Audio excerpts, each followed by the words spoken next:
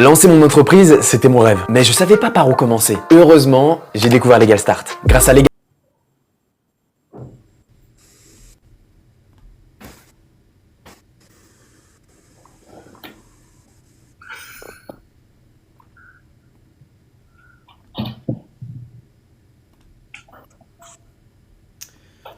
Bonsoir à tous et bienvenue à la famille Peuple du Rhône. On se retrouve ce soir 2 septembre 2025 pour les dernières infos mercato de l'OL, de notre championnat de France et également en Europe. On passera tout d'abord de l'actualité européenne à la fraîche Ligue 1, puis nous entrerons dans le vif du sujet avec l'actualité lyonnaise, libre antenne pour finir. Voilà, les consultants Peuple du Rhône qui sont présents avec nous ce soir. On a Damien, on a Jojo et également Juju. Je regarde, je crois qu'il y a peut-être un retardataire. On a Guigui qui arrive juste à temps. Ça va Guigui? Ça va, salut. Le gong était ça proche. Ouais, ça va, merci. Alors on y reviendra, hein, le peuple lyonnais qui passait par beaucoup d'émotions sur ce mercato d'été avec pas mal de départs de joueurs appréciés, idolâtrés même pour certains comme Alexandre Lacazette et Ryan Cherki. Mais ce à quoi nous n'étions pas préparés était le départ dans les derniers jours de celui qu'on appelait le roi Georges. Nous connaissons évidemment les raisons de ce départ, le départ du chouchou du public lyonnais qui semble digéré, mais reste inacceptable encore pour une frange des supporters lyonnais. J'ai écouté la rediffusion de la quotidienne Peuple du Rhône la veille et je suis d'accord avec Jojo. C'est catastrophique pour le club. Je pense également au coup de gueule de Damien sur la communication qui a été faite autour de ça et rien ne laissait présager que cela arriverait. Il y avait également Guigui et Greg qui s'est exprimé, hein, qui ont rappelé la nécessité de l'OL de vendre pour rentrer dans les clous, notamment en vue du passage devant la DNCG en décembre prochain. Voilà, et on y reviendra juste après les gars. Et voilà, donc on va commencer par l'Europe Arena, si t'es prêt Damien, et après on attaquera en dernière partie l'actualité lyonnaise. Ouais, bah l'Europe Arena, maintenant ça va être que les résultats, hein, parce que les Ouais, transferts il sont n'y a pas pas de menés. souci, hein. Il n'y a pas de souci. Ouais. Juste pour vous dire que pour l'instant, le transfert de Aymeric Laporte a été annulé par la FIFA.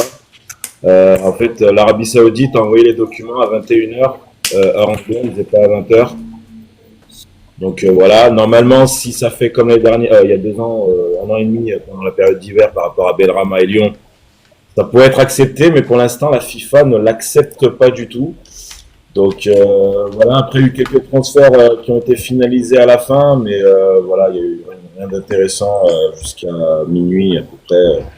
Donc voilà, sinon je vais passer pour les résultats de dimanche. Il y a eu énormément de surprises encore en Angleterre. On est déjà à la 3e journée en Première Ligue, hein. Brighton s'est imposé 2-1 face à Manchester City. Deuxième défaite d'affilée pour City. Alors on sait que Cherki n'est pas là, hein, il est blessé. Donc voilà, Nottingham s'est incliné chez lui 3-0 face à West Ham. West Ham qui revient après sa déroute face à Chelsea. Liverpool a gagné le premier choc de la saison entre Arsenal 1-0 avec un magnifique coup franc de Szoboszlai, le Hongrois. Et Aston Villa qui s'est incliné chez lui 3-0 face à Crystal Palace. Voilà, des scores un peu bizarres, mais bon, c'est le début de la Première Ligue. En Espagne, le Celta Vigo, Villarreal, un partout. Bilbao s'est imposé au Betis 2-1, une équipe qu'on va affronter en Ligue Europa. Donc, avoir la forme du Betis avant qu'on les rencontre. L'Espagnol de Barcelone s'est imposé 1-0 face à Osasuna. Le Barça qui a fait que match nul à Vallecano, un but partout, un penalty de Yamal en premier temps. Et la Serie A, la Juve s'est imposée 1-0 au Genoa. Torino, Fiorentina 0-0. L'Inter qui s'incline chez lui 2-1 face à l'Udinese.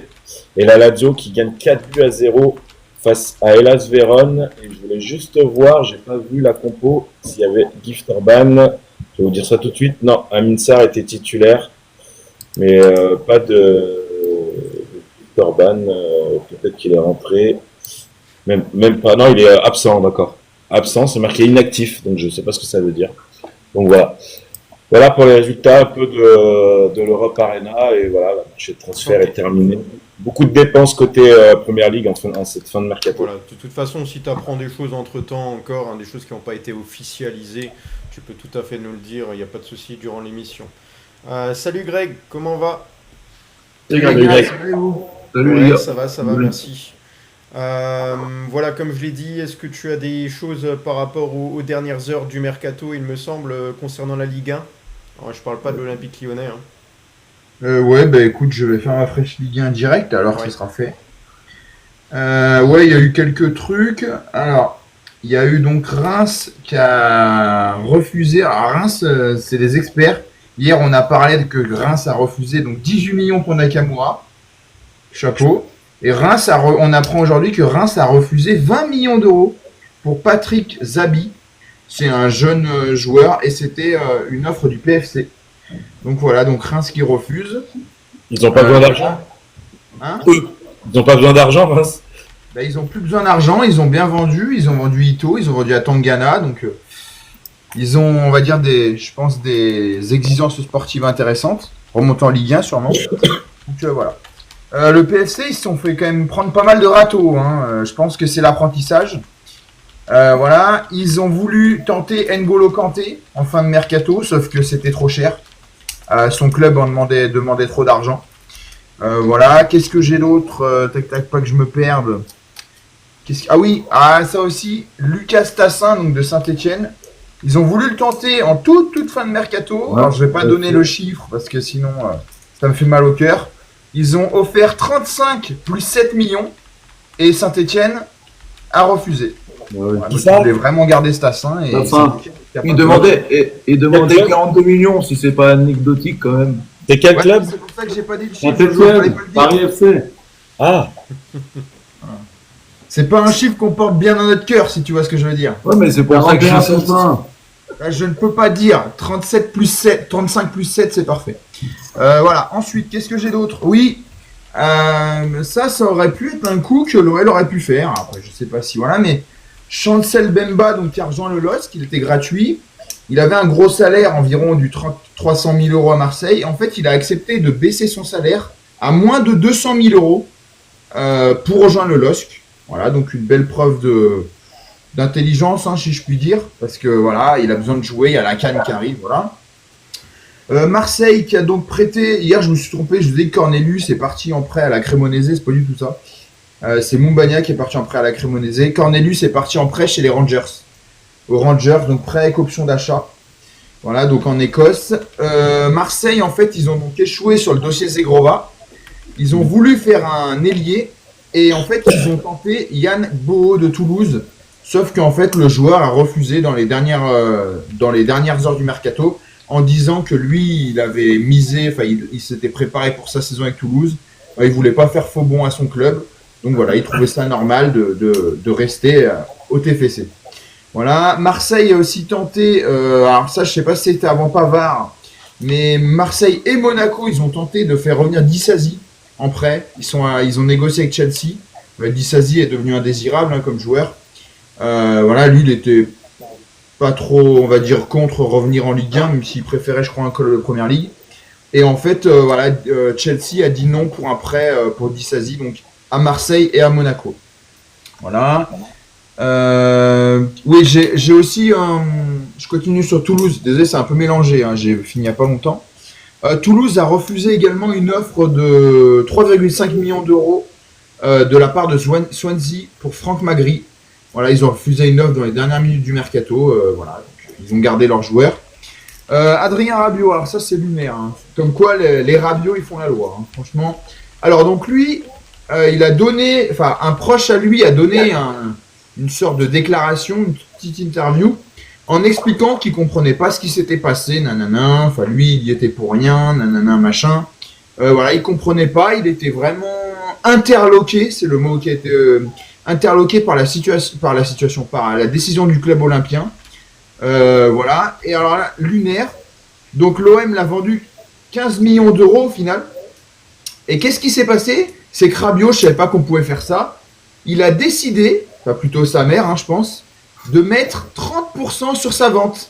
C'est-à-dire que l'OM va toucher 8,5 millions d'euros et Rabiot va toucher le reste. Voilà, la famille Rabiot, tranquille. Voilà. Et en plus, paraît-il qu'ils ont dit, les Rabiot, qu'au début, ils voulaient 50% et ils ont dit qu'ils ont fait un effort pour que Adrien puisse signer à l'AC Milan parce que sinon, c'était pas possible. Voilà, donc ils vont prendre 30% sur le transfert, donc c'est magnifique, bravo. Je savais pas que vous pouvez faire ça, voilà. Ensuite, qu'est-ce qu'on a d'autre? J'ai Jordan James, je vous en avais parlé hier rapidement, c'est bon, c'est officiel. Il est donc prêté par Rennes à Leicester, donc en Angleterre. Il est prêté avec une option d'achat. Yaya Fofana, c'était un peu le dossier. À un moment, il était peut-être dans les petits papiers de l'OL. Enfin, c'était une rumeur. Le gardien d'Angers. Il va s'engager avec Rizespor. Il faut savoir que le mercato en Belgique ferme le 8 septembre. Et le mercato en Turquie ferme mi-septembre. Voilà. Donc, les clubs turcs et les clubs belges actuellement, même les clubs saoudiens, ont le droit de recruter. Voilà. De recruter et vendre. Donc, Fofana va filer à Rizespor. Et Angers va garder 50% sur la revente. Alors, Fofana, c'est un jeune gardien de 24 ans, titulaire avec la Côte d'Ivoire. Donc, voilà. Habib Diallo qui débarque au FC Metz. Voilà, lui, c'est pareil, il arrive libre. Il a trouvé une solution avec. Je sais plus, peu importe. Libre ou je sais plus, il faudra que je regarde, excusez-moi. Bon, bref, il débarque au FC Metz. Voilà, il revient à Metz. Hein, il était à Strasbourg. Et avant d'être à Strasbourg, il était à Metz. C'est là où il s'était révélé. Donc Metz a trouvé son attaquant, son numéro 9. Qu'est-ce que j'ai d'autre? Oui, Donnarumma, c'est bon, ça a été officialisé ce matin. C'est 35 millions d'euros, bonus compris, à City. Kimpembe aussi. On apprend que Kimpembe a refusé l'AC Milan. Et alors, je sais pas pourquoi, mais l'AC Milan a tenté une approche. Et lui, il a dit non. Voilà. Donc je pense qu'à mon avis, moi, il a un deal avec... le PSG a un deal avec un club au Qatar. Et qui va partir au Qatar. Concernant le PSG aussi, Randal Colomwani, donc ça a capoté avec la Juve, donc le PSG lui a trouvé une porte de sortie à Tottenham. Prêt sec, sans option d'achat, donc d'1 an. Voilà. Reda Kadra, ça c'est un joueur que je pense qu'on connaît, que les suiveurs du football connaissent. C'est un joueur qui était annoncé comme assez fort, une belle recrue de Reims, sauf qu'il s'est fait les croisés, là il n'a pas joué de la saison dernière. C'est un jeune Allemand. Et donc il file en prêt au Havre. Donc il va pouvoir, pourquoi pas, retrouver son niveau. Ce serait bien, c'est un bon joueur. Le Havre qui en même temps a vendu Aliou Tiaré. C'est un jeune joueur également. Ils l'ont vendu pour 1 million d'euros au Dynamo Kiev. Ça fait de l'argent dans les caisses. Voilà. J'ai ensuite une actu sur Strasbourg. Dylan Bakwa qui part à Nottingham pour 40 millions d'euros. Voilà, donc ça fait au moins la 3e proposition que Strasbourg avait refusée. Et là, 40 millions, ils ont cédé. Voilà, sachant qu'ils ont fait Julio Enciso, comme on a parlé hier, en remplaçant. Donc ils ont cédé. Donc Dylan Bakwa va à Nottingham. Junior Mwanga, il est prêté par Strasbourg à Nantes. Voilà, pour une saison sans option d'achat. Maicon, Nantes, ils ont essayé de faire un latéral gauche du Levski Sofia. Qui s'appelle Maicon, sauf qu'en fait, voilà, ils s'y sont pris un peu trop tard. C'était un petit peu trop cher, entre guillemets. Donc Nantes n'oublie pas la piste pour cet hiver, mais en tout cas, ils n'ont pas réussi à le faire. Et puis, dernière info sur Lens, Chavez, Johanner Chavez, qui est proche de la Gantoise, donc le marché belge ferme le 8 septembre. Voilà, et il pourrait partir, donc ça pourrait être le dernier joueur de Lens à quitter le Bercail. Et dernier petit... c'est un peu un règlement de compte. C'est Jean-Louis Leca, le directeur sportif de Lens, qui a donné une interview pour revenir un peu sur ce qui s'est passé dans le dossier Lassine Sinayoko. Alors tout était bon, le joueur était ok pour venir, nanana machin. Il s'est même rendu à Auxerre pour rencontrer les dirigeants, ils ont mangé ensemble, il a expliqué il faut rester ensemble pendant 3 heures, tout était bon, le joueur était ok pour venir. Sauf que voilà, finalement, Auxerre je sais pas quoi, à menacer de poursuivre en justice. Le RC Lens, je sais pas, il y avait un problème dans les papiers, enfin bref. Et donc ils ont retenu, comment il s'appelle, Sinayoko, et voilà. Et Jean-Louis Leca a dit avec ses mots, hein, c'est un Corse, il a le sang chaud, Jean-Louis. Il a dit, ce ne sont pas des hommes, voilà. Donc ça veut tout dire, et voilà, donc il y a un imbroglio entre Auxerre et Lens. Et Greg, tu en as parlé de Strasbourg qui vient de se débarrasser d'une recrue déjà? Ouais, non, cette histoire des 34 jours, ouais, c'est Aïe Samuel, ça je crois, voilà, Strasbourg. Ils l'ont acheté 7,5 millions pour le redonner à Chelsea qui vient de le prêter à Swansea, ouais. Ouais, mais parce qu'en fait, en gros, Strasbourg a tenté en fait Ben Chilwell en prêt. Le problème, c'est qu'en fait, tu ne peux pas avoir plus de 3 prêts. Et eux, en fait, avec lui, ça aurait fait plus. Donc, ils l'ont sorti. Après, au final, ça servait à rien parce que Ben Chilwell, finalement, est arrivé à Strasbourg. Pas en prêt, donc en transfert. Donc, voilà. C'est du Strasbourg, c'est du Bluco. Enfin, après, c'est un peu. Et c'est un peu juste rocambolesque, ouais. un petit truc que je voulais revenir sur l'Europe Arena. Vous savez, le cas Marc Guéhi, là, qui a pas pu signer à Liverpool, il était en train de faire sa visite médicale. Du coup, Crystal Palace le garde parce que pas pu faire son remplaçant. Et Guéhi, donc il a parlé au Times et il a dit: je ne prolongerai pas à Crystal Palace, je pars libre en janvier.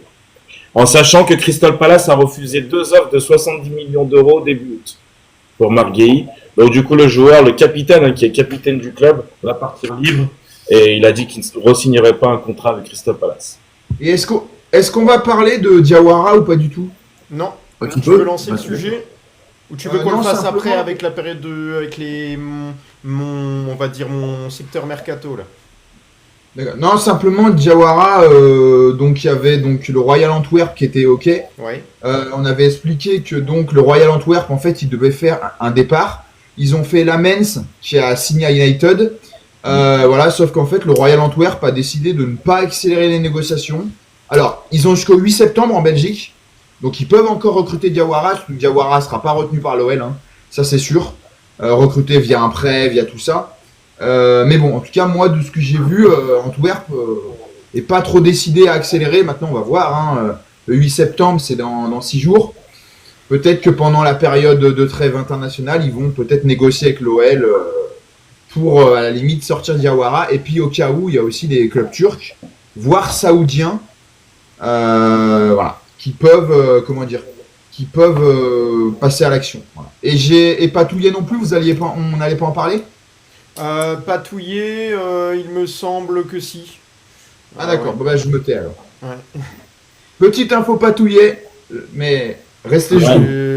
J'espère que c'est ça, mais ouais, normalement je devrais l'avoir.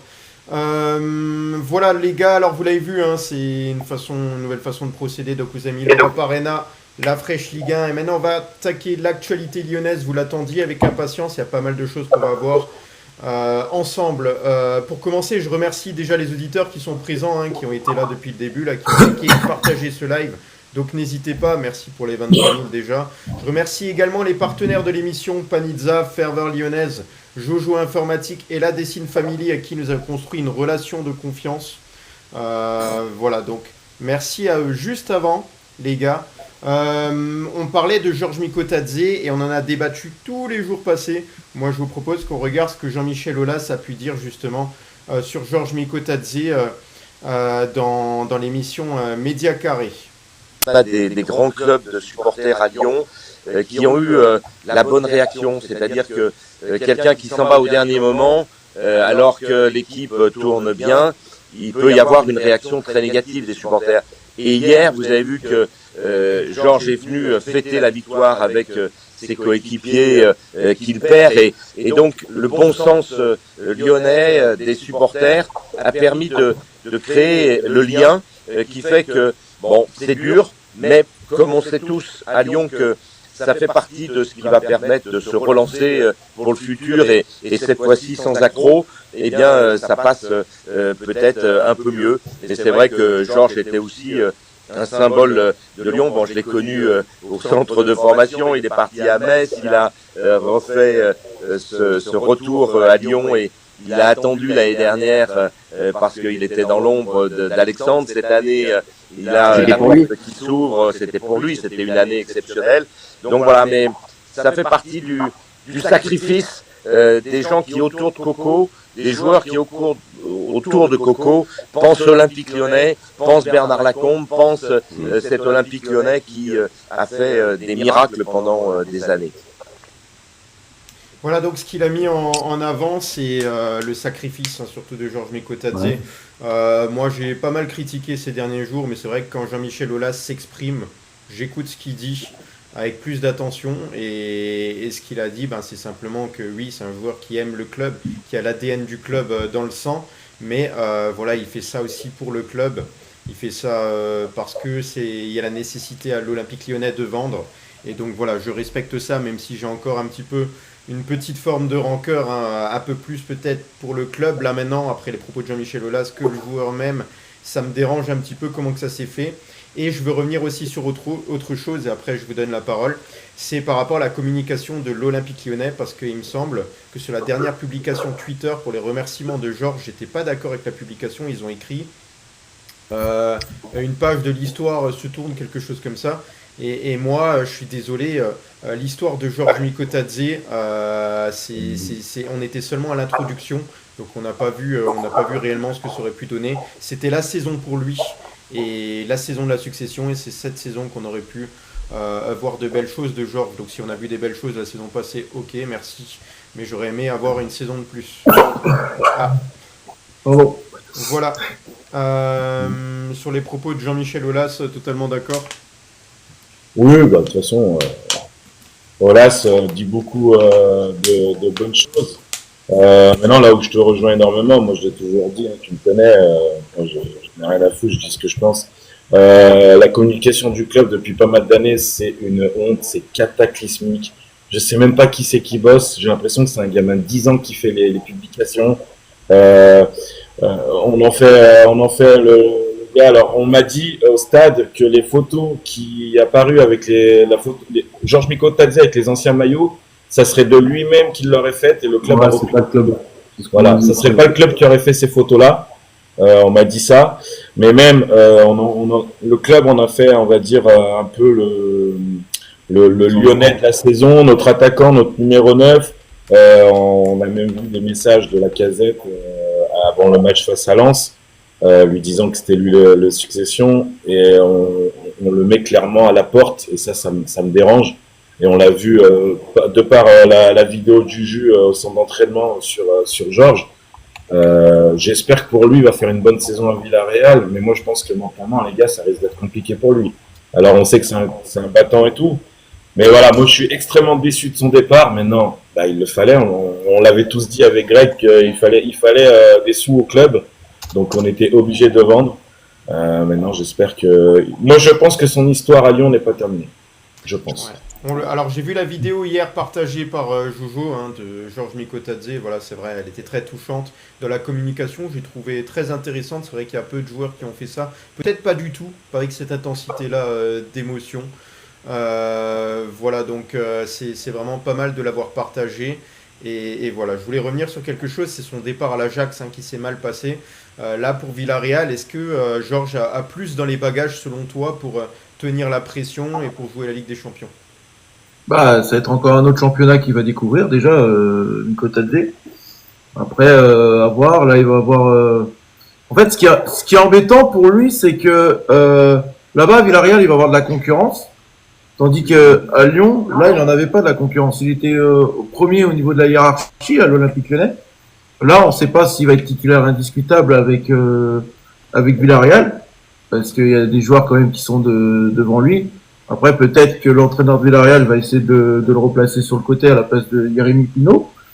Mais à voir. Mais moi, après, avec un peu de recul et tout, maintenant, moi, je l'ai dit et je le répète, pour moi, un club doit se tenir financièrement que sportivement. Parce que sportivement, tu as le temps de remonter la pente, tandis que financièrement, quand tu es dans le rouge, tu es dans le rouge. La preuve, la DNCG nous a embêtés pendant des mois là-dessus. Certes, on a vendu Mikotadze, mais maintenant, il faut se dire un truc, les gars, c'est que les comptes sont de nouveau au vert, et au mercato hivernal, et ben, la DNCG va pouvoir nous donner le feu vert au niveau recrutement. Donc voilà, faut voir le bon côté des choses. Voilà, c'est un mal pour un bien, le départ de Mikotadze pour l'Olympique Lyonnais. Ouais. Voilà, Juju maintenant à froid. Il est passé un petit peu, il est passé quelques dizaines d'heures, hein, depuis cette vidéo. On a vu également la vidéo de Jean-Michel Aulas. Voilà, maintenant là, à froid, qu'est-ce que tu penses de tout ça? Bah moi je trouve ça beau de la part de Mikotadze. Au final, je pense il a fait passer l'institution avant ses projets perso, donc il s'est sacrifié pour le club, pour que les finances aillent mieux. Donc moi je trouve que c'est un beau geste de sa part. Après j'espère que l'OL lui, pour un éventuel retour dans quelques années, j'espère qu'ils lui ouvriront la porte, quoi. Parce que le joueur, c'est vrai, a communiqué son souhait de revenir un jour à l'Olympique Lyonnais et d'écrire, il a dit, la vraie histoire. Ça veut dire que quelque part, voilà, c'est pas du tout l'histoire là qu'il voulait laisser à l'OL. Après, le foot, ça va vite. Hein. Le foot, ça va vite. Voilà, il l'a prouvé. Voilà, moi, je trouve ça quand même fort de son côté, parce que si c'est ça, c'est vraiment fort. Hein. Nous, on le ferait pas pour notre boîte. Hein. Donc, ouais, moi, je trouve que c'est vraiment un geste fort. Et bon, après, pour en revenir à son projet, il a quand même un beau projet à la Villarreal aussi. Hein, c'est que je crois, c'est un beau projet pour lui. Donc, finalement, Villarreal fait aussi un bon recrutement, il me semble. Hein. Là, ceux qui Il va jouer la Ligue des Champions. Ouais, après, à savoir, Olive, non, c'est pas grave, t'inquiète. à savoir, Olive, que Mikotadze est en train de faire un peu la même chose que la Gazette il avait fait. Il a quitté Lyon pour Arsenal. Et puis finalement, il est revenu. Est-ce que, ouais, mais c'est qu'on pas pareil. peut dire, Alexandre Lacazette est resté pas mal d'années quand même avant de partir. C'est pas la même condition, je suis d'accord. Mais Lacazette, il a fait plus de temps à Lyon en étant plus jeune, et puis moins de temps du coup quand il est revenu. Donc là, Mikotadze, il a fait moins de temps en étant plus jeune, et quand il va revenir, il va faire plus d'années que Lacazette, on ne sait pas. On lui souhaite. Oui, Guigui, voilà, qu'est-ce qu'on perd justement en lâchant Georges Mikotadze, en le vendant, pardon. Qu'est-ce qu'on perd et quelque part, ouais, je vais simplement rester là-dessus. Qu'est-ce qu'on perd en fait là? Déjà, ça faisait plaisir de revoir le président Aulas dans une vidéo. Ça fait toujours plaisir quand même de le revoir parler de l'OL. Tu sens qu'il a toujours la fibre et l'émotion. Non, par rapport à Georges, ce qui est gênant, je sais pas si c'est son départ ou le fait qu'il soit pas remplacé. Parce qu'à la limite, si tu le remplaces par un mec même un peu moins fort, parce qu'on sait qu'on n'a pas de sous et que tu fais un prêt, tu te dis ok, tu vois un mec 35-40 millions, tu te sauves de la DNCG, tu prends un mec en prêt pour essayer de tenir sportivement, tu sais que tu es obligé de le faire. Mais quand son seul remplaçant, quand tu perds Lacazette et Mikotadze et que tu recrutes Satriano qui a mis 5 buts au max et qui malheureusement pour lui revient des croisés, ça renforce en fait la perte de Georges Mikotadze. T'as l'impression qu'il est entre guillemets pas remplacé ou pas assez bien remplacé. Pour moi, c'est plutôt ça. Sur le plateau, tout le monde pensait qu'il y allait au moins avoir une recrue de plus. Ouais, je suis sûr. C'était ce que Mathieu Louis-Jean avait quand même répété. Il avait annoncé, ouais, Mathieu Louis-Jean avait annoncé ça, ouais. On attendait deux prêts en attaque et un ailier droit titulaire. Et au final, on a vraiment personne. Alors, on peut peut-être encore prendre un mec libre. Je sais pas ce qu'ils prennent sur le marché, mais on a personne. Moi, c'est plus ça qui est gênant. Parce que quand on a vu la feuille de match contre Marseille, Abner ailier gauche, Mera à droite et Karabet Jean Lax, on en a un peu tous rigolé en se disant oui, mais on a gagné et c'est le match le lendemain de la vente de Georges, mais lundi, on aura des joueurs. Donc, c'était que transitoire. Et quand au final, tu te rends compte que tu vas faire 6 mois avec Satriano qui revient des croisés, 2 gamins de 17 ans, que Fonseca a quand même pas encore fait jouer en Ligue 1 pour l'instant, un peu en prépa, c'est un peu plus inquiétant, quoi. Pour moi, c'est plus le fait qu'il soit pas remplacé qui pose un gros problème que de l'avoir vendu. C'est plus ça. Comme dit, c'est quand même aussi sacrifié pour que financièrement on aille mieux et que peut-être au prochain mercato, on pourra lâcher, soyons fous, 8 millions d'euros sur un joueur sans que la DNCG ait besoin de nous mettre son tampon, sa validation et sa signature. Ouais, en espérant qu'on soit en plus de ça sportivement plutôt bien, avec des bons résultats. Ça fera du bien aussi, ça nous permet de recruter plus facilement. Oui, Jojo, avant que je donne la parole à Greg. Ouais. En parlant de Satriano, Olive, est-ce que tu l'as vu son interview aujourd'hui ou pas? Bien sûr, on va la passer un petit peu. Voilà, bah, parfait. Parce que moi, son interview, là, tu vas la passer pour les auditeurs. Mais moi, dans ce qu'il dit, il me rassure quand même un peu par rapport à sa blessure. Il dit qu'il a eu quand même sa préparation avec Lens et tout. À voir, je le sens concerné dans le projet de l'Olympique Lyonnais avec son ce sera interview. un grand format là tout à l'heure, justement, on va en parler. Donc on pourra revenir dessus. Et Greg, voilà le mot de la fin concernant Georges Mikotadze, on termine là-dessus. Merci pour tout, Georges. À très bientôt. Et comme toi hier, Greg, elle est magnifique à la fin du live. Elle s'est passée nickel à la fin du live. Ah, pour Paul? Ouais, pour toi la Kouakou, magnifique. C'est magique. Ah, c'était magique. À la fin, pile, et je m'arrête pile. Ça se trouve, je me suis trompé. Hein. Il y a peut-être Diawara et Patouillet qui vont sortir. Allez, sur l'actualité lyonnaise, les gars, on va enchaîner. Donc, on le sait, Martin Satriano, la seule recrue là sur le sprint final du mercato. Côté lyonnais, on a vendu Georges Mikotadze, voilà, 48 heures en arrière, l'arrivée de l'Uruguayen en provenance de Lens. Voilà, Martin Satriano, alors c'est un joueur, les gars, on va en parler. Pour moi, j'espère en tout cas, il a toutes les qualités nécessaires en fait pour être un grand. Qu'est-ce qui lui manque à Martin Satriano? Il lui manque d'éviter les blessures constamment. Il lui manque peut-être un peu plus d'expérience sur le terrain. Il a quel âge? Il a 24 ans, donc il peut encore accumuler de l'expérience. Au niveau qualité, jeu de tête, il est bon. Des deux pieds, il est bon. Il peut marquer des deux pieds, ouais. Il est rapide. Il est également toujours à l'affût. Il est combatif. Pour moi, il a la grinta. Donc, il ressemble un petit peu, les gars. J'exagère. Il est bien meilleur, bien entendu. Mais il peut ressembler un peu dans les caractéristiques, et je l'espère que c'est le cas, à un certain Lisandro Lopez, mais pas avec le même talent. J'ai envie de le comparer également à un autre Uruguayen, Edinson Cavani. Pourquoi pas essayer de suivre son chemin et de faire une saison incroyable, je lui souhaite.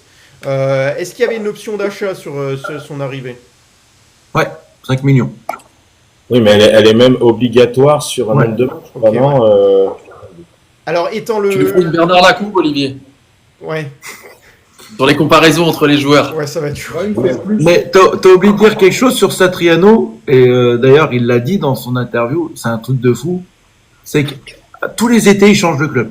À tous les mercatos d'été il change de club. Il a fait l'Inter, il a fait Brest, il a fait Lens, il fait Lyon. Moi, il me ferait plus penser à un. Il fait, Ouais. lui, là. Il me ferait plus penser à un Luis Suarez dans l'attitude qu'un Cavani, par contre. Ok, moi je sais Dans pas. l'attitude. Hein. Ouais. Ouais, L'attitude, moi, c'est je suis parce d'accord que- avec Greg. Luis Suarez. El Hein Pistolero. Oui, El Pistolero.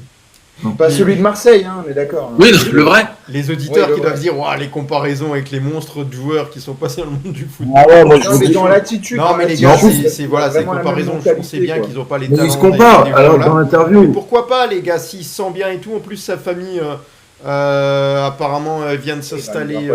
il va pas le Vient de s'installer. Ils vont les rejoindre très bientôt. Il a eu la naissance de sa fille également. Là, tout récemment, il y a quelques jours. Non, il y a dans les 24 dernières heures, il me semble, si je me trompe pas. Donc, il a dit qu'il doit gérer entre la naissance de sa fille, la découverte de l'Olympique Lyonnais. Voilà, mais je vous passe un petit morceau à l'interview parce que bien entendu on peut pas passer la totalité. Donc Martin Satriano, voilà, s'exprimer un peu sur ses ambitions avec l'OL. Moi, je dis tout le temps, moi, je veux gagner tous les matchs possibles. Chaque week-end qui arrive, je sens qu'on peut gagner, donc je vais chercher de gagner le plus possible. Après, je crois que Lyon, c'est un club très très grand ici en France, même en Europe. Donc, je pense qu'on peut montrer au monde qu'il est capable de faire Lyon.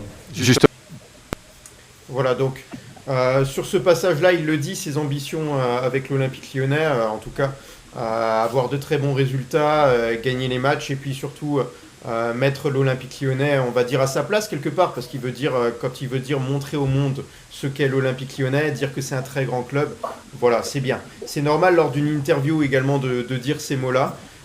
Maintenant, moi, je pars sur une feuille blanche avec lui.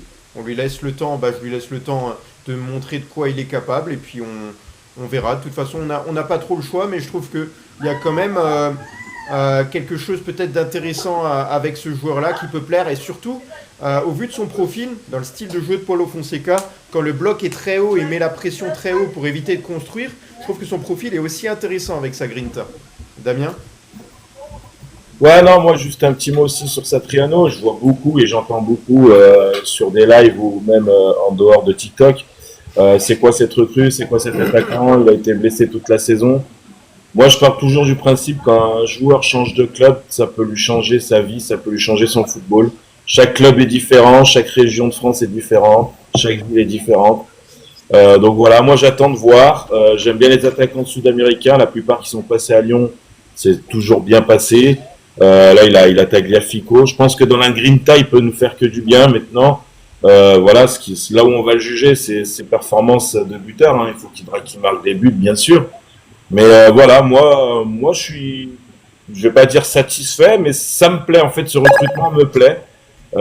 Donc, j'attends de voir et on fera les comptes quand il jouera et on verra ses prestations. C'est tout. Ouais. Voilà, Joujou sur cette recrue.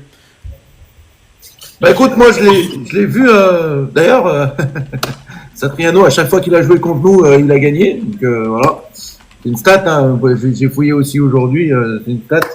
Donc non, en plus il l'a dit à l'interview, j'ai triche, il l'a dit à l'interview, les gars. Je lui pose la question, le mec il lui dit, il y a un truc, faut que je te dise, c'est qu'à chaque fois que tu as joué contre nous, tu as gagné, voilà, tu as pris les 3 points. 3 fois sur Et là, 5. ce qui est bien, c'est que tu vas être dans notre équipe, donc peut-être tu vas être le porte-chance de l'Olympique Lyonnais.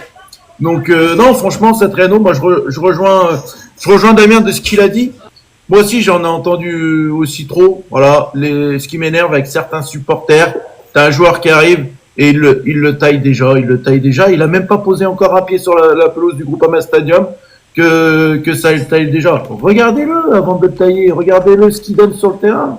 Et là, ça se trouve, il va marquer le premier match. Oh, il va dire, les supporters vont mis un coup de pas. Excusez-moi. Ben non, les gars. C'est un joueur professionnel, respectez-le, il vient d'arriver dans un nouveau club, laissez-le s'acclimater avec ses nouveaux coéquipiers. En plus de ça, je sais que très bien qu'un Coco Tolisso peut très bien aussi le motiver, il a les paroles pour, c'est un super bon capitaine. Qu'est-ce qu'il a dit T'as entendu quand il a parlé de Coco Tolisso? T'as entendu? Ouais. Il a parlé des joueurs, Oui. en fait, il dit que selon lui, dans l'effectif de l'OL, il y a des joueurs qui sont capables de le faire progresser également, de bons joueurs autour de lui, et c'est plus facile pour marquer. C'est ce qu'il pense. Voilà. Voilà. C'est ça. Mais moi non, Satriano, pour moi je trouve en plus c'est un prêt c'est un prêt payant d'1 million, il me semble, avec option d'achat. Voilà, c'est une bonne recrue. Maintenant, moi, après on va en parler après, mais pour la suite, je suis content de ce qui s'est passé pour la fin de mercato finalement. Après, j'explique le pourquoi et le comment, j'expliquerai. Voilà. Juju, tu fais partie des supporters là qui s'attendaient peut-être sûrement à une autre recrue là en renfort.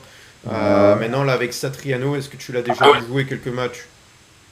Non, je ne l'ai pas regardé plus que ça. Après, moi, j'attends de découvrir sur le terrain. En tout cas, point de vue mercato, je savais qu'on n'allait pas avoir Cristiano Ronaldo en attaque. Hein. Donc, voilà. Pour notre problème, avec les finances.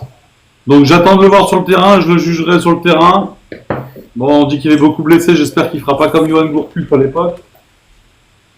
Et puis, voilà ce que j'ai à dire sur... Ouais. Par contre, si, j'aime bien une chose chez lui, c'est son dos. Je ne sais pas si vous avez vu les tatouages dans son dos. Il a la famille des lions dans le dos. Ça peut faire penser à Memphis Depay. Et il a dit qu'il s'est débarrassé également des caleçons verts dans l'interview. Ah bah ça c'est obligé pour aller à l'OL.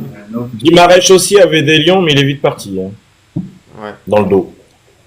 Voilà donc ouais. Depay aussi, il en a plein de avait un. tatouages. Alors il a également dit que son club là de cœur là, comment il s'appelle, Recife? Non. National. Montevideo. Voilà. Il a un tatouage également de son club de cœur et puis qui porte les mêmes couleurs de l'Olympique Lyonnais, rouge, bleu et Rouge et blanc. Ouais. Voilà. On a regardé l'interview d'Olivier. Voilà, Guigui, du coup, sur ce joueur, qu'est-ce que tu as envie d'ajouter par rapport à ce qu'on a dit? Bah, je pense qu'en fait, les gens sont pas forcément déçus que Satriano vienne. Je pense qu'ils s'attendaient plutôt à ce qu'il soit, entre guillemets, doublure de quelqu'un. Et je pense qu'ils s'attendaient, entre guillemets, à ce qu'il y ait un numéro 9 un tout petit peu plus fort, et qu'entre Satriano et Cristiano Ronaldo, entre guillemets, on arrive à, je pense, à trouver un juste milieu. Pas que ce soit le joueur en lui-même, je pense que c'est le fait qu'il n'y ait pas une deuxième recrue, alors que Mathieu Luijean a vraiment annoncé. Idem pour l'ailier droit. Je pense pas que les gens, ok, Karabec, on va voir ce qu'il vaut. Il a fait un match, pour moi, plutôt très correct contre Marseille. On s'attendait quand même à ce qu'un mec qui vienne de D2 allemande soit plutôt un joker, entre guillemets, un titulaire ou un partage avec Schultz. Je pense pas que ce soit le joueur en lui-même, mais plus les, entre guillemets, promesses de Mathieu Luijean qu'il a pas réussi à tenir parce que financièrement c'était pas jouable. C'est peut-être plus ça qui pose problème aux gens que l'arrivée du joueur en lui-même. On va espérer que, voilà. Hier, on a centré énormément dimanche. Pas toujours très bien, mais on a centré. Un mec avec un bon jeu de tête va peut-être pouvoir se régaler un peu plus. Voilà, on verra. Et on verra ce qu'il fera à l'OL en espérant qu'il marque, je disais, une petite dizaine de buts, parce que ça fait peut-être longtemps qu'on n'a pas eu à l'OL un avant-centre où on n'est pas, entre guillemets, certain qu'il va claquer minimum 15 buts, voire plus de 20 en championnat. C'était quand même une constante. On a eu ça à l'OL depuis 15 ans, des très gros avant-centres très souvent. Là, on part avec un 9 de niveau inconnu, c'est assez rare chez nous. Ouais. Greg, voilà, là au niveau des recrues, Tyler Morton, en peu de temps, il a réussi à prouver déjà assez rapidement. C'est pas fréquent de prouver aussi rapidement que tu t'adaptes à l'OL. T'as Schulz, il a pas, voilà, il lui faudra plus de temps pour prouver. Morera également, tu me diras si t'es d'accord. Et puis le Karabec, il faudra aussi plus de temps certainement. Après, il vient des deux allemandes, il l'a dit Guigui. Mais voilà, il y a des joueurs sur lesquels il va nous falloir quand même plus de temps pour juger.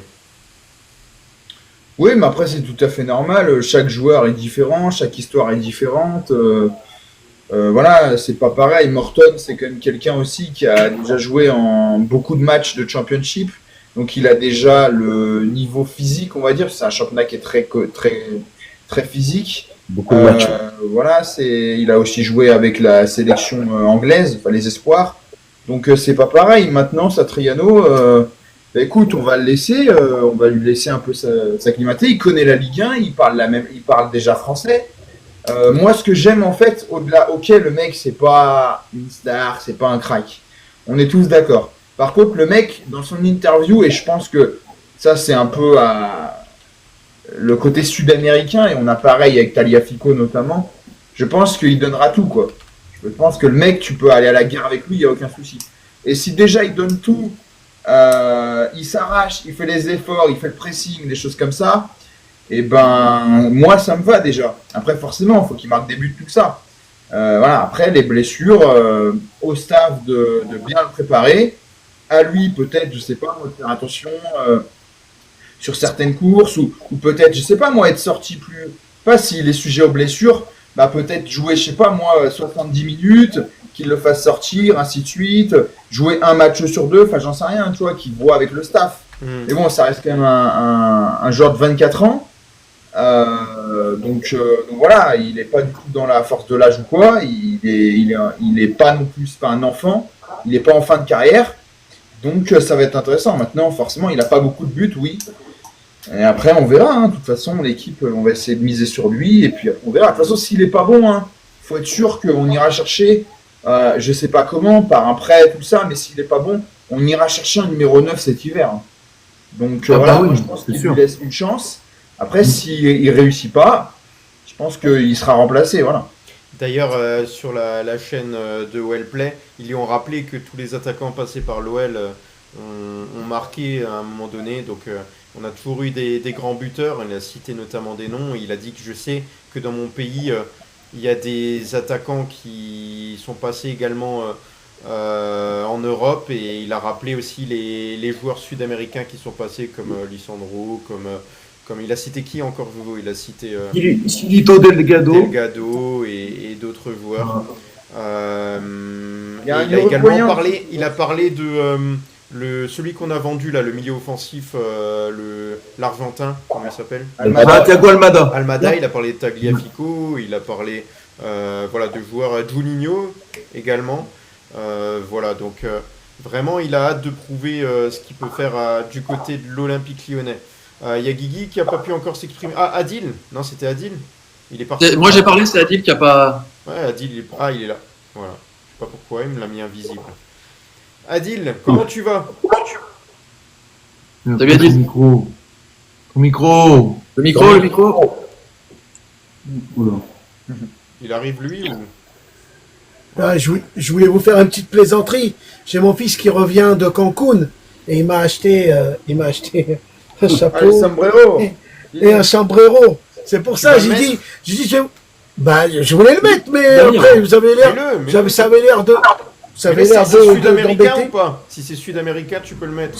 Mais Mexique. Ouais. Alors attendez, On l'a mis tout à l'heure. Il nous entendre là. Adil, après tu chantes la chanson de Mexico. Il nous entend plus. Il nous entend pas là, on fait son casque. On n'a pas le casque. Oui, Il n'a pas de casque, il nous entend pas. Ah oui, d'accord. Waouh. C'est de toute beauté.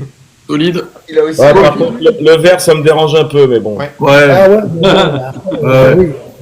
Après, on peut rien y faire, hein, franchement. Après, chante la chanson Mexico maintenant. Allez. Mexico. Et moi, attendez. Faut mettre vous entendez? Oui. Ouais. C'est beau comme un camion. Ça revient, hein, ça revient dans le casque. Ok. Donc, Et moi, je voulais vous dire, vous savez quoi? Je voulais vous dire, ça y est, on a trouvé le nouveau attaquant, Adil, de Mexico. Ouais. C'était une plaisanterie. C'était pour vous faire rigoler un petit peu, vous et les auditeurs. Alors, pour revenir un peu au sérieux, sincèrement, qui s'attendait avec les 3 premiers matchs, on va dire 3 bons matchs, avec 3 belles victoires. Bon, c'est vrai que Mikotadze a été vendu. Ça va nous permettre de remettre tout à plat. Et ça va surtout nous permettre de pouvoir, peut-être, s'il y a un problème cet hiver, de pouvoir acheter. Parce qu'on sera dans les clous. Et ça, c'est important, les amis. Parce que... ouais, bah, on va en parler. Ça va être dur, si on est dans les clous, ça va être mal les clous.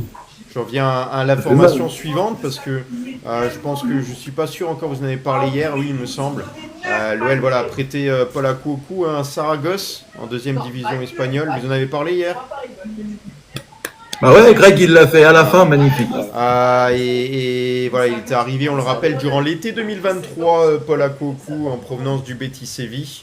Il a disputé seulement 14 matchs avec l'Olympique Lyonnais.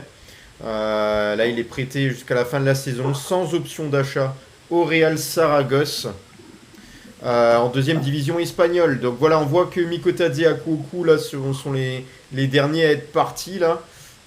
L'OL qui a récolté 125 millions d'euros en transfert sur ce mercato, ce qui est une somme énorme.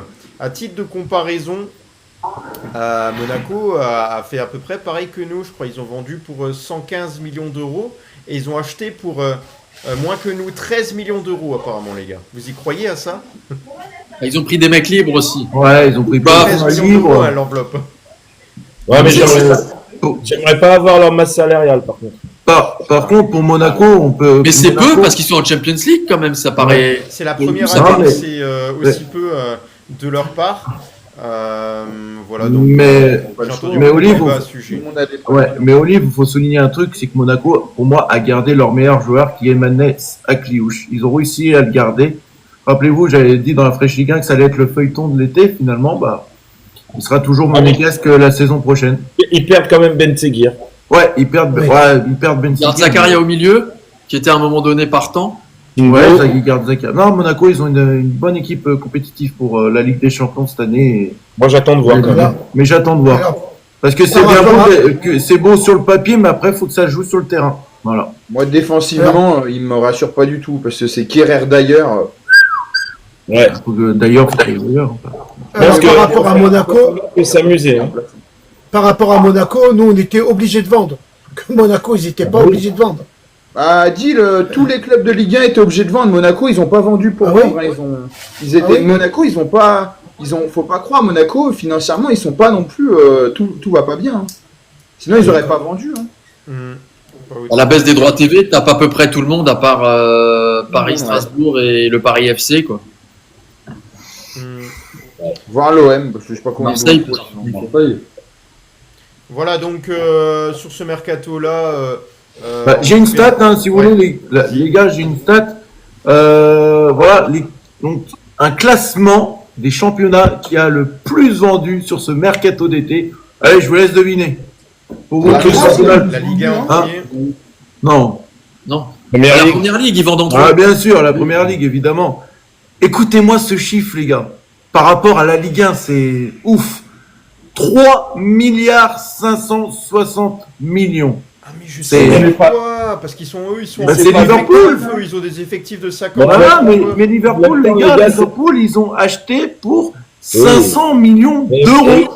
Et Chelsea, ils ont 80 joueurs. Donc Chelsea, 80 la moitié joueurs. des ventes du championnat déjà. Ensuite, deuxième championnat qui a le plus vendu, c'est la Série A. 1 milliard 190 millions. Oui. Jojo, là c'est pas. Là tu nous parles d'arrivée, pas de vente. Hein. Nous on parle de vente. Non, c'est lui qui a lancé le débat, Jojo. Non, c'est le nombre de ventes, d'arrivée quoi. Ouais, mais tu nous as dit les ventes. Qui a le plus. Ouais, bah oui, mais ça, voilà. Tu parlais des achats, Jojo. Ouais, c'est des achats. Oui, c'est pas pareil. Ouais, voilà. Parce que pour Bundesliga a acheté pour 856 millions d'euros. La Liga espagnole, 684 millions d'euros. Et la Ligue 1, dernier, avec 661 millions d'euros. Voilà. Non, à dépenser, non, c'est bien dit, c'est bien dépensé, les gars. C'est dépensé, pas acheté, c'est dépensé. Ah, le plus dépensier, Voilà. j'aurais pas mis la Ligue 1 en premier, alors. C'est que ta question à la Ah, base non, était non. mal posée. Ouais, c'est dépenses. Eh ben, les dépenses, c'est acheté. Oui, c'est ça. C'est les Ouais, clubs que vous achetez. Quelque chose de pas clair. Ouais, donc, ouais, c'est un peu ambigu, le truc que j'ai trouvé. Mais c'est pas bon. l'Arabie. On c'est s'est pas l'Arabie- retrouvés, les gars. C'est pas l'Arabie Saoudite, le champion du monde d'achat et de revente. Ah, mais là, on parle des aujourd'hui. championnats européens. Non, mais Voilà, ah oui. L'Arabie Ouais, je pensais Saoudite, c'est pas en Je Europe. pensais que. Ouais, non, bah après. Non, mais plus ils maintenant, achètent- Adil. Hein. L'Arabie Ah bon Saoudite, C'est- il n'y a pas eu tant d'énormes offres transferts que ça en Arabie Saoudite. Hein. Je crois Ah, que le t'en as eu le plus haut, c'est un du Bayern. Retegui, il me semble. Non, il y en a eu un du Bayern. Mais comme a dit Jojo, comment ils- mais les gars, juste Liverpool, ils ont dépensé plus de 500 millions d'euros, les gars. Eh oui, c'est énorme, c'est énorme. Et après, du coup, si vous voulez le classement, donc du coup, des clubs qui a le plus dépensé, donc sur ce mercato-là, on a Liverpool en premier, deuxième Chelsea, troisième Arsenal, quatrième Newcastle, cinquième Manchester United, sixième Nottingham Forest, septième Tottenham, huitième Manchester City, neuvième Bayer Leverkusen et dixième Sunderland. Tous les clubs Et que vous j'ai y- cités, il y en a qu'un qui est de Bundesliga, bah oui. c'est Bayer Leverkusen, tout le reste c'est de première ligue. C'est Et incroyable. vous imaginez, Incroyable. avant c'était l'Espagne avec Barcelone, le Real de Madrid, Ouais. l'Atlético de Madrid qui achetait en force, et maintenant on est passé outre-Manche et on est passé carrément en Angleterre, où l'Angleterre, même un petit club anglais arrive à acheter des bons joueurs.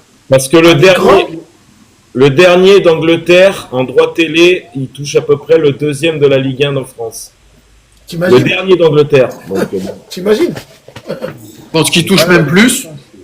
ouais, je crois que c'est un peu plus, ouais, peut-être. Ouais, Même mais- des clubs de Championship touchent plus que des clubs de Ligue 1. Donc, Ah bah oui, non mais oui. Non, mais après, à savoir qu'en Angleterre, il n'y a pas les mêmes restrictions salariales.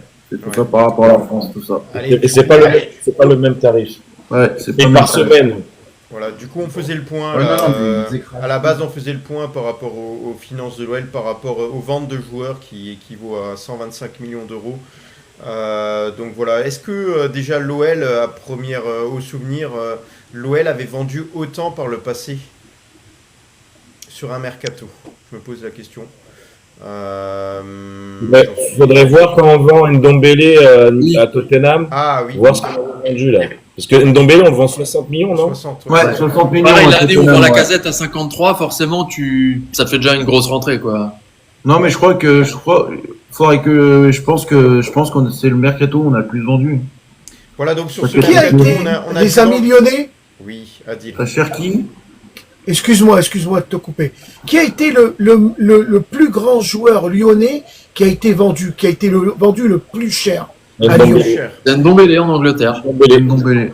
Ah oui. Il n'y a pas eu un autre joueur avant. Non. Non. D'accord. Voilà, donc sur le mercato là, c'était une nécessité pour l'Olympique Lyonnais de vendre autant. On comprend tout à fait la stratégie du club qui n'avait pas d'autre choix. J'avais appris récemment, je vous l'ai cité il y a quelques jours, que il n'y avait plus droit d'injecter de l'argent dans le club pour justifier les finances. Je pense que ça a déjà été fait et en très grosse somme. On le sait là aussi récemment. Et du coup, l'OL devait absolument vendre. Je ne sais pas si on est rentré parfaitement dans les clous, on le saura cet hiver, mais normalement je pense qu'on est bon, on a fait quand même une bonne économie également de la masse salariale, on n'a pas pu séparer encore tous les joueurs, parce que des joueurs qui ont été prêtés, des indésirables, mais je pense que voilà, l'OL a fait un sacré boulot cet été, qui n'a pas été facile. Je pense que Mathieu Louis-Jean et la cellule de recrutement se sont jamais retrouvés dans cette position pour travailler le mercato, ouais. Ouais, si tu veux, j'ai exactement, en 2019-2020, Lyon vend pour 160 millions d'euros. Ndombele, 62 millions d'euros. Ferland Mendy, 48 millions d'euros. Luka Touzard, 25 millions d'euros. Fekir, à peu près 20 millions d'euros. Et après, c'est des petits joueurs, 2 millions, 1 million. Et là, l'OL vend pour 160 millions d'euros cet été-là. J'avais plus en tête qu'on avait vendu Mendy aussi cher au Real Madrid. Combien 48 millions encore 48. 48? Ouais. C'est pas mal. 48 millions d'euros, on l'a C'est vendu. pas mal, on l'avait pas acheté tellement cher, hein, lui. Qui est arrivé du Havre. 50. Oui, il vient du Havre, ouais. Il est arrivé du Havre. Lacazette, 53 millions. Arsenal. Tolisso, c'était combien? 40, non? Non, 41,5, ouais. 41,5. Mamana, 16 millions. Gonalon, 5 millions. Oh, fait bizarre, Mana, c'était mon petit chouchou, lui, Et malheureusement. pour notre ballon d'or, Karim Benzema, on l'a vendu seulement pour 35 millions d'euros. Oui, mais ça, Comme le prix de Mikotadze, du coup. tu peux pas comparer, c'est pas du tout la même époque s'il y a plus de 20 ans. Ouais, du coup, on l'a vendu comme Mikotadze. Voilà, je voulais faire une aparté quand même. Et si tu veux, par rapport à Benzema, c'était, comment je pourrais dire le mot, pour le Real de Madrid, c'était quand même un pari. Parce que il était encore jeune, il est arrivé dans un grand club. Lui, c'était son rêve d'arriver au grand Real de Madrid. Mais tu sais, vas-y. Adil, tu sais, moi je suis fier. Je suis fier parce que c'est un Lyonnais qui a gagné le Ballon d'Or. Pour l'instant, il n'y a aucun Marseillais qui a gagné un Ballon d'Or. C'est sûr. C'est sûr, Voilà. Pique qui lançait en plus, là, contre les... Ouais, c'est ça. Et pour l'instant, pas de Parisien encore. Bah alors, on est nul Olympico, calme-toi. Ouais, bah du coup, là, vous m'avez sorti un petit peu de ce sujet-là. Voilà, Joujou, on a vendu pour 125 millions d'euros, là, on l'a dit. Maintenant, on a cette équipe-là, si on fait le bilan de cet effectif. Est-ce que tu remarques à un certain poste, bah déjà le manque, il nous manquerait un numéro 9, on le sait. alors, moi, les gars, certes, on n'a pas trouvé de neuf. Voilà. Mais il faut pas oublier quand même que depuis des années, l'Olympique Lyonnais, c'est de faire jouer des jeunes du centre de formation. Alors, pourquoi pas, maintenant, le mercato il est terminé. Pour moi, je suis content quand même qu'on n'a pas trouvé de neuf parce que ça a laissé la chance à Alejandro Gomez Rodriguez, qui pour moi, il a les qualités quand même de faire quelque chose à Lyon. Mais le problème, c'est qu'on peut pas le voir parce qu'il enchaîne pas les matchs. On Et de verra, ce que j'ai pu voir contre le Bayern Munich et tout, son entrée elle est belle, en profondeur et tout. Et c'est ce qui manque à Lyon, un vrai joueur de profondeur et tout. Et comme il a dit Damien pour Marseille, je pense que Fonseca, s'il le fait rentrer, je pense qu'il aurait planté. Je veux juste intervenir sur ce que tu viens de dire. Moi, je suis totalement d'accord de le faire jouer Alejandro Gomez Rodriguez. Mais même quand t'as pas d'attaquant, c'est le seul attaquant qui peut jouer ou rentrer, il le fait pas rentrer. Bah donc, ouais. J'espère que Fonseca, il nous écoute. Bah là, j'espère. On a envie de le voir jouer. Et quand t'as pas de numéro 9, bah, il faut peut-être le faire jouer un peu, quoi. Bah, là, il ne peut pas rentrer contre Marseille. Et sincèrement, les gars, vous croyez que l'Olympique Lyonnais va faire toute une saison sans aucun joueur se blesse? Alors ces jeunes-là, d'ailleurs, t'as quand même... ces jeunes-là, automatiquement, ils vont rentrer, obligés. Alors je souhaite pas que les joueurs se blessent, mais dans une saison, tu as toujours un ou deux joueurs qui se blessent, 1, 2, 3 mois, et après quand c'est trop grave, comme notre joueur qui s'est fait les croisés, bah là tu pars pour un an. Mais ils vont rentrer automatiquement. On n'a pas un effectif, on n'a pas des doublons dans chaque poste. Alors automatiquement, tu vas être obligé de prendre des jeunes pour pouvoir remplacer s'il y a quelqu'un qui se blesse. Mais là, Adil, du coup, maintenant, tu as Alejandro Gomez Rodriguez en 9, tu as Enzo Molebe qui peut jouer en 9, et tu as Martin Satriano qui peut jouer en 9. Tu as 3 joueurs en 9 à l'Olympique Lyonnais. On a même Karabec qui peut aussi évoluer en 9. Voilà, il peut avoir des blessures, bien évidemment. Mais la saison va être très longue. Mais si on parle, va faire tourner Fonseca. C'est ça l'avantage. Si on parle du mercato, les gars, moi en fait, je suis satisfait du mercato, réellement. J'aime bien, je suis hype par les joueurs qu'on a achetés, ça fait du bien. Je sais ce qu'il va dire, Dame, moi je sais déjà. Mais en fait, moi ce qui m'énerve dans ce mercato aussi, c'est que ça fait 3 semaines qu'on dit il nous manque un ailier droit. Oui, on est sur l'ailier droit, on est sur l'ailier droit, on est sur l'ailier droit.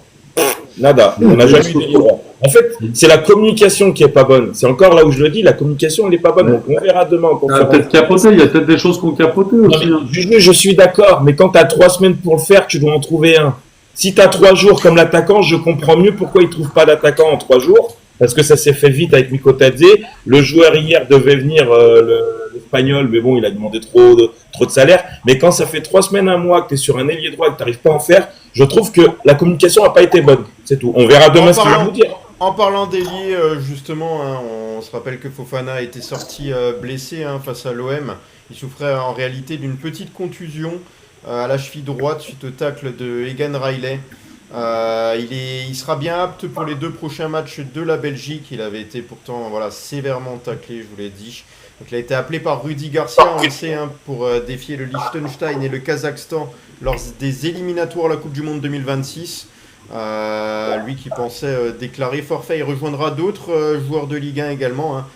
Mike Penders, Diego Moreira, Thomas Meunier et le néo-niçois Charles Van Hout. Voilà donc sur Malik Fofana, là on pensait tous qu'il était blessé pour un certain temps. Là il rejoint la Belgique, ça semblait quand même un peu surprenant. J'espère qu'il va pas se péter. Bah, tant mieux. Hein. C'est arrivé, non, en plus, c'est qu'il est sorti sur blessure avec la Belgique. Non, il s'était blessé à l'entraînement, au dernier il s'était blessé. Moi, je voulais revenir sur ce qu'a dit Damien. Je suis tout à fait d'accord avec toi, Damien. Mais si tu veux, Mikotadze, ça s'est fait vraiment à la dernière minute. Peut-être. Hors sujet. Hors sujet. Je continue avec mes sujets. Pour les sélections. Carton jaune. Ouais, là facile. Voilà, il y a autre chose concernant les ailiers. Est-ce que vous avez parlé là tout à l'heure de Maxwell Cornet du coup?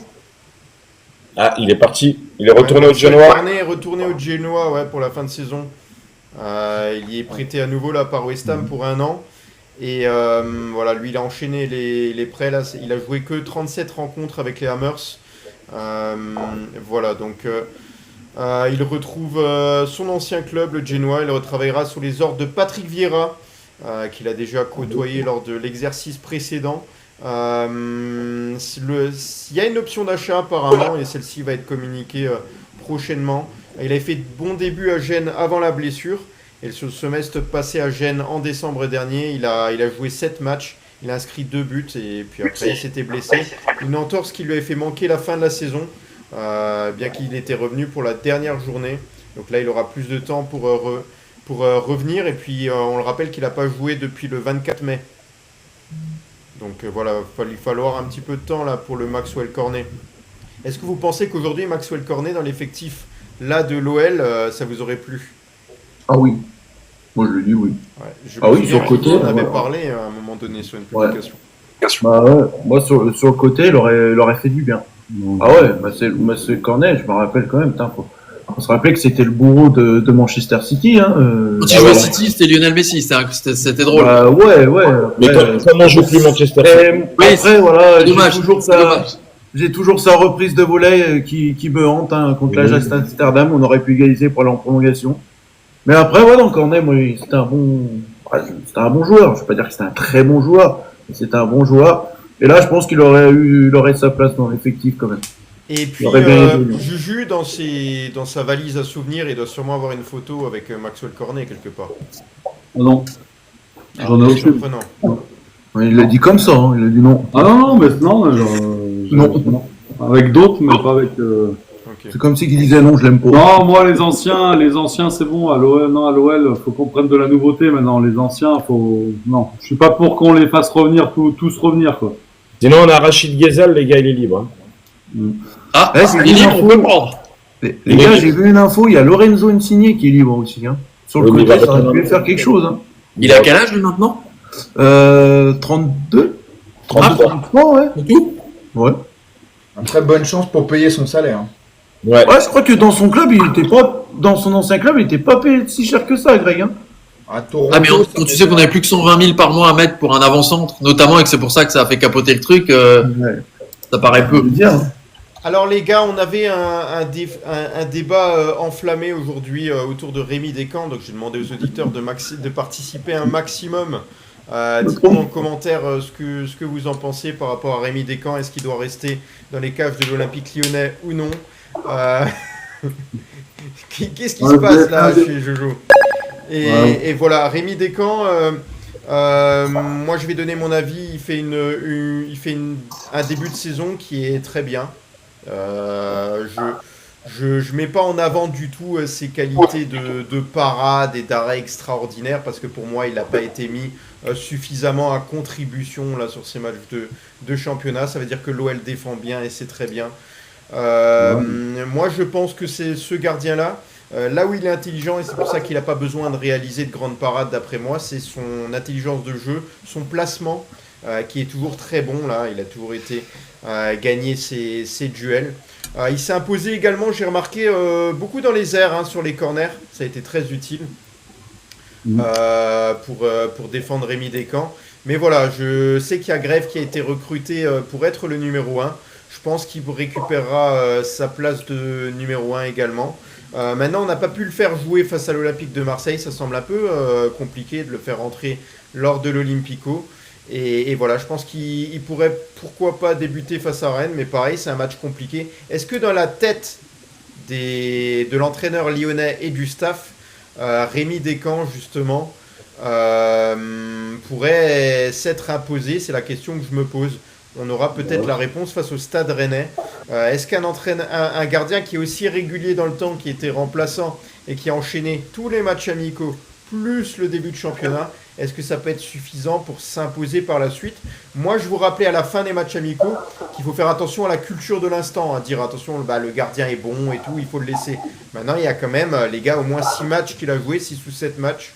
Ça lui a laissé plus de temps, il fait de très bons résultats. Est-ce que ça casse pas la dynamique de changer le gardien à ce moment-là? C'est la question qu'on peut se poser. Damien? J'ai hâte que Grève soit numéro 1. Donc, je vais peut-être en étonner d'autres, plusieurs. Hein. Alors pour moi, première raison, c'est qu'on l'a fait signer pour être numéro 1. Deuxième raison, c'est que quand Perry est parti, la plupart disaient Descamps dehors, on n'en veut pas. Son agent avait même dit avant que le mercato commence que Descamps devrait quitter le club. Mais bon, après, il y a des trucs qui sont passés, donc voilà. Non, Greff, on sait très bien pourquoi il n'a pas été titulaire, parce qu'il n'est pas encore, on va dire, assimilé au jeu olympique lyonnais, et Fonseca aime bien que même le gardien participe au jeu. Donc voilà, quand on jouera à Rennes, ça fera un mois que Greff est au club, un mois qu'il sera entraîné. Je pense qu'il aura peut-être assimilé déjà les bases pour jouer chez nous. Donc non, Greff numéro 1, Descamps numéro 2. Mais non, ça n'empêchera pas que Descamps pourra jouer peut-être certains matchs de Coupe d'Europe, peut-être revenir sur des matchs de championnat. C'est bien aussi d'avoir un gardien qui est en forme, hein.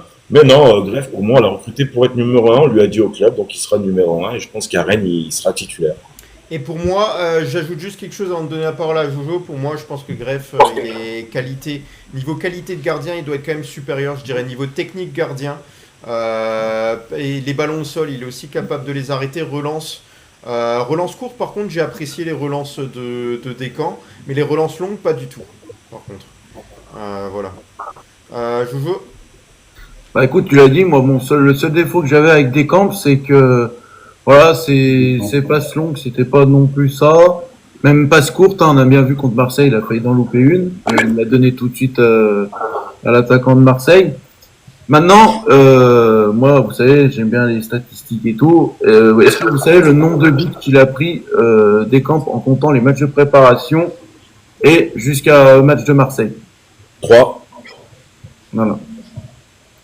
C'est pas pour un gardien numéro 2, c'est pas beaucoup. C'est pas beaucoup. Donc voilà, moi après je vais pas relancer le débat avec Olivier qu'on avait ce matin. Tu peux, hein.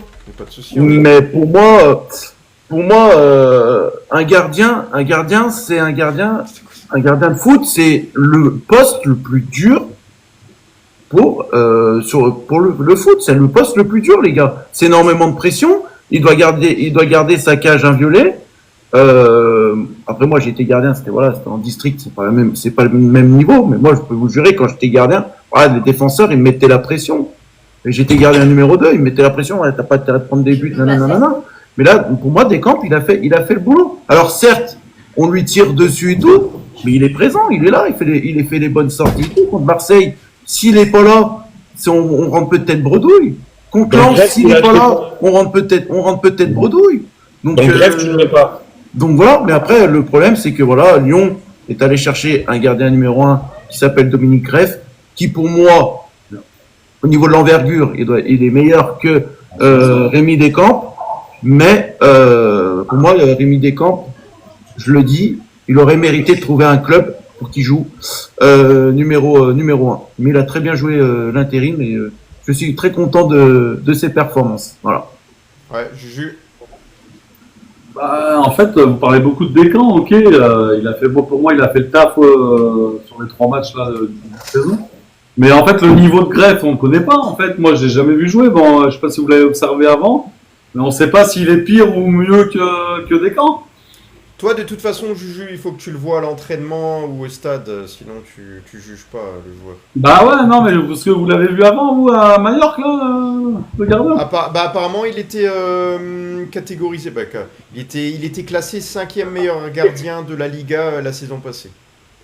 Et après, est-ce que l'OL, c'est sûr qu'on va en faire un numéro 1 ? Il est venu pour être numéro 1. Objectif. Ah ouais, En d'accord. tout cas, annoncé par Paulo Fonseca. Bah oui. Bah ouais, après, ça peut être différent. Il ne vient pas si on lui dit qu'il est numéro 2, ça c'est sûr. Ouais, ok. Bah après, voilà, moi j'attends de voir Greff dans les cages pour voir ce qu'il vaut, et puis après, je jugerai entre les deux. Guigui, j'ai lu le commentaire, merci pour la tomate de la tronche. Non, mais enfin, comme a dit Damien, là, il se trouve que Descamps a fait 3 bons matchs et l'équipe, globalement, a fait 3 bons matchs. Sa défense a été solide. Mais si on nous avait dit en début de saison, on recrute personne et Descamps, au départ de Péry, c'est Descamps qui passe numéro 1. Si Fonseca et l'entraîneur des gardiens avaient autant confiance en Descamps et lui dit, écoute, si tu fais une grosse prépa et que ça se passe bien, on te met numéro 1, jamais de la vie on recrute Dominique Greff. On n'avait déjà pas une thune, c'était pas pour mettre 4 millions sur un gardien qui va porter les bouteilles d'eau. Il faut remercier Descamps pour l'intérim, mais Greff est venu pour être numéro 1. Il n'a pas joué Metz, c'est trop tôt, il n'a pas joué Marseille parce qu'Olympico, il va jouer à Rennes. On va espérer évidemment qu'il en prenne pas parce que sinon ça va relancer les débats. Il vient pour être numéro 1, il est numéro 1 et il n'y a pas de doute là-dessus. Il faudrait vraiment qu'il se plante 5 matchs de suite en faisant des boulettes à passer en boucle à la télé pour qu'il repasse numéro 2. Il vient en tant que numéro 1, il est numéro 1 et il n'y a pas de débat là-dessus. Sinon c'est qu'on s'est planté. Il vient en tant que numéro 1, il a juste pas joué parce qu'il est pas venu tout de suite. Mais il y a pas de sur Peuple du Rhône. Moi, juste une petite aparté sur Peuple du Rhône, je suis venu pour être numéro 1 et je suis pas numéro 1. Tu vois ce que je veux dire? Donc, en fait, c'est chez Peuple du Rhône. Tu vois la comparaison, il est venu pour être numéro 1. Mais c'est pas forcément qu'il sera numéro 1, je sais pas, après...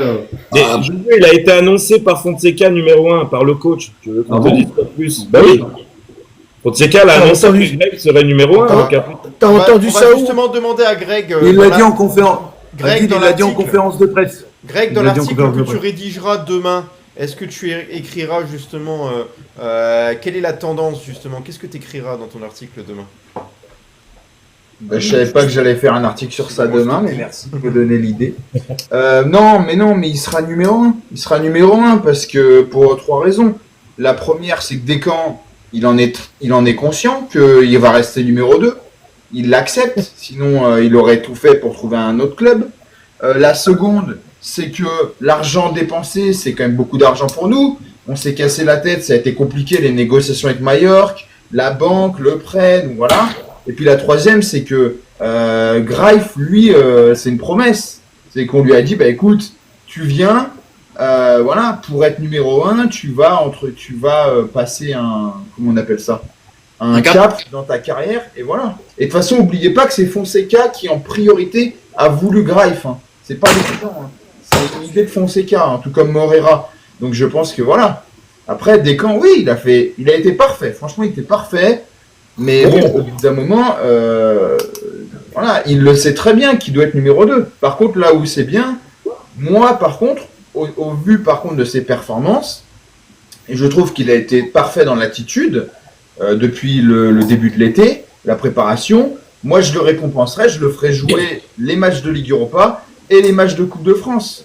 Parce que, maintenant, il a fait son job, il est bien. Et pour moi, si jamais Descamps est encore là contre Rennes, c'est juste que Greif, mais ça commencera à m'inquiéter un peu, sincèrement, c'est juste que Greif ne sera pas prêt à assimiler le jeu de Fonseca, tout simplement. Enfin, Chevalier, il est arrivé au PSG le dimanche, il est mardi. Enfin, à un moment donné, assumer le jeu. En plus, on parle quand même d'un gardien de but, pas d'un milieu de terrain. Pour moi, tu dois le mettre à un moment donné. L'Olympico, je veux bien l'excuse du gros match, mais si tu l'alignes pas à Rennes parce que tu as peur, fallait pas le faire venir, par contre. Comme dit Damien, ça fait 1 mois qu'il est là. À un moment donné, il faut qu'il joue, le mec. Enfin, sinon, effectivement, c'est trop dangereux. Pour moi, il est contre Rennes. Et la majorité des matchs d'Europa League, s'il est vraiment titulaire, ils sont pour lui. Et peut-être que 2 matchs sur les 8, si ça se passe bien, effectivement, tu peux les donner à Descamps un peu en récompense avec la coupe. Mais à un moment donné, il vient pour être numéro 1, il faut qu'il s'impose dans la cage, quoi. Enfin, c'est ce qu'on attend d'un gardien titulaire, normalement. Pour moi, Lyon, ils avaient le temps de voir le niveau de Descamps pendant les matchs de préparation avant de se précipiter pour aller chercher Dominique Greff. Ça se trouve. Si c'est comme la fin du mercato.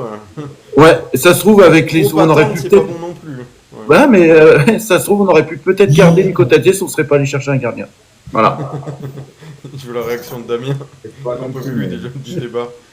Mais non, mais c'est pas que j'en peux plus, mais les gars, il y a 2 mois de ça, Oui. Descamps, on n'en voulait pas, on voulait qu'il parte, arrêtez. Oui, il a fait 3 bons matchs, mais parce que peut-être notre défense est meilleure, parce qu'on a un jeu collectif meilleur. Mais Descamps, allez, il joue à Rennes, il fait 3 boulettes, mais on va dire Descamps dégage, faut arrêter les gars. Bref, il est sorti de son camp, puis c'est tout. Non, mais il faut arrêter avec Descamps. Il y a 2 mois de ça, personne n'en voulait de Descamps. On va dire, on en fait quoi de Descamps, on en fait quoi? Arrêtez. Il a fait l'intérim, il a été très très bon, il a fait ses matchs. Maintenant, Greff a été recruté pour être numéro 1, point final. Comme a dit Greg, Fonseca le voulait, c'est terminé, histoire réglée. Enfin, moi je veux bien. Moi je suis pas d'accord. Carton rouge. Attends, Juju, du coup, et puis Adil pour finir. Non, mais après voilà. On verra les choix de Fonseca. Moi, je suis pas forcément d'accord. Dis ce que t'as au fond de toi, là, sors les choses, parce que je sens qu'il y a quelque chose qui te dérange. Le numéro 95, il n'y a pas quelque chose qui me dérange, mais je sais pas comment ça va tourner. T'es sur la politique du mérite, en fait. C'est-à-dire pour moi, oui. Qui va montrer très bonnes choses. Il encaisse pas de but, il fait le taf. En plus de ça, il a quand même une certaine maturité sur le terrain. C'est pas mal ce qu'il apporte. Mais voilà, t'es sur la politique du mérite, parce qu'il y a beaucoup d'auditeurs qui sont d'accord avec toi aussi, Juju. Non, mais ça veut dire quoi? Ça veut dire que Descamps, il va rester à vie numéro 2 tant qu'il sera à l'OL? Mais on n'a pas dit ça, mais Greff, il faut bien qu'il joue aussi. Il a le droit de jouer des matchs de Coupe de France et quelques matchs d'Europa League, c'est pas non plus un... Greff, il a quand même été titulaire indiscutable à Mallorca. Il a fait une belle saison avec Mallorca. Il a quand même joué en Ligue 1. Et qui nous dit, il est rare de chambouler quelque chose qui fonctionne bien. Bah oui. Donc là, on va changer d'attaquant et on va changer de gardien au prochain match alors. Donc du coup, Juju, tu me rejoins un peu de ce que je dis. Peut-être qu'ils sont trop précipités pour aller chercher Greff. J'en sais rien, on verra la vérité après avec toi. Mais je pense que... Et Adil, là, qu'est-ce que tu penses de tout ça, là? Moi, j'attendais qu'il finisse. Bah écoutez, moi, franchement, sincèrement, je suis pas d'accord avec vous. Je suis pas d'accord avec Dame, je suis pas d'accord avec Guigui, je suis pas d'accord avec Greg, je suis plus d'accord avec Jojo et Juju. Parce que il a toujours été numéro 2. Quand le gardien brésilien est parti, il était censé être numéro 1. Et là, on nous amène un gars qui arrive d'Espagne et on lui dit, tu vas voir, tu seras numéro 1. Et toi, vas-y, tu vas faire banquette, tu vas te retrouver numéro 2. L'origine de ton info est fausse, hein, parce que du coup, il n'était pas censé être numéro 1 lors du départ du gardien brésilien. Non, mais je dis pas qu'il devait passer c'est ce que t'as dit, numéro 1. Non, j'aurais aimé quand le Brésilien est parti, qu'il passe numéro 1. Ok. Voilà. Okay, maintenant, on dit à Grey pour le faire venir qu'il va être numéro 1, mais j'espère pour lui qu'il va pas se planter. Hein. Parce que sinon, vous allez on n'a pas son niveau. Après, les gars, faut être logique sur un truc, c'est que entre Greff et Descamps, au niveau taille, il y a une grosse différence. Donc, il prend énormément de place dans la cage déjà. Greff, donc pour les attaquants, ça va être compliqué d'aller chercher les lucarnes, parce que... Comment ça, il prend beaucoup de place dans la cage? Descamps, c'est quand même un bon gabarit, hein. Je crois qu'il il fait combien à mètre? Il fait ma taille, je crois, Descamps, pas 1m88. Bon les gars, on va arriver à la fin du débat, hein, tous ensemble. Je vais devoir accélérer parce que je vais avoir de la visite là. Je pense que ça va sonner à la porte d'ici peu. Donc on va regarder ensemble le classement des meilleurs auditeurs. Donc on a Marjolaine première, deuxième Lilian, troisième Kikou. Ah, ça a bougé un petit peu là. Lilian qui a repris la troisième place, quatrième Kikou, cinquième Mama, 6e Harry Lyon, 7e Panizza, 8e Greg, 9e Fredo, 10e Geoffrey le Lillois. Donc voilà, félicitations, 3 premiers, Marjolaine en tête encore une fois, Romuald Bassé 2e très bien classé, et Lilian, félicitations à vous 3 pour les toutes premières places. Et merci également aux autres auditeurs qui ont suivi l'émission. N'oubliez pas que l'entière rediffusion sera retrouvée sur YouTube. D'ailleurs, demain après-midi, il y aura une conférence de presse programmée à 14h30, c'est ça? Sur le bilan du Mercato, il y aura qui? Il y aura Mathieu Louis-Jean, il y aura Michel Camp. Gerlinger. Non, Gerlinger, Louis-Jean. Ok. Les deux là, du coup, je pense que Jojo, tu seras là normalement demain soir pour animer. Je pense qu'il fera sûrement le point avec vous par rapport à ce qui s'est dit. Ceux qui sont là. Voilà, qu'est-ce que vous vouliez ajouter pour terminer? Moi, je voulais juste parler de l'info de Patouillet qui est tombée dans la journée. Ah oui. C'est la presse saoudienne qui annonce que Al Hilal, donc c'est un des gros clubs Arabie Saoudite, aurait transmis serait intéressé par Patouillet et pourrait faire une offre rapidement. Voilà. Bah, c'est 20 millions d'euros. Ouais. Donc, après, on pourra pas dire que l'OL vend pas bien. Non, mais j'ai hâte que la trêve internationale se termine parce que j'en ai rien à foutre de la trêve internationale. Et que nos joueurs reviennent entiers. Ouais, c'est ça. Moi, j'ai envie de voir les débuts de Hugo Ekitike avec l'équipe de France. Voilà. Ouais, bah, Il le mérite. je vais jouer à FIFA. Hein. C'est bon. Moi, tu parles du défilé de mode là qui a eu lieu à Clairefontaine. Bon, allez les gars, je vais devoir couper. On se retrouve demain soir pour ceux qui sont là. Koundé, Koundé, il est magnifique. Hein, Merci à tous. Allez, Merci. bonne soirée les gones. Ciao. Ciao. Salut, Noël. Bonne soirée tout le monde, Choco. Et out des camps, out.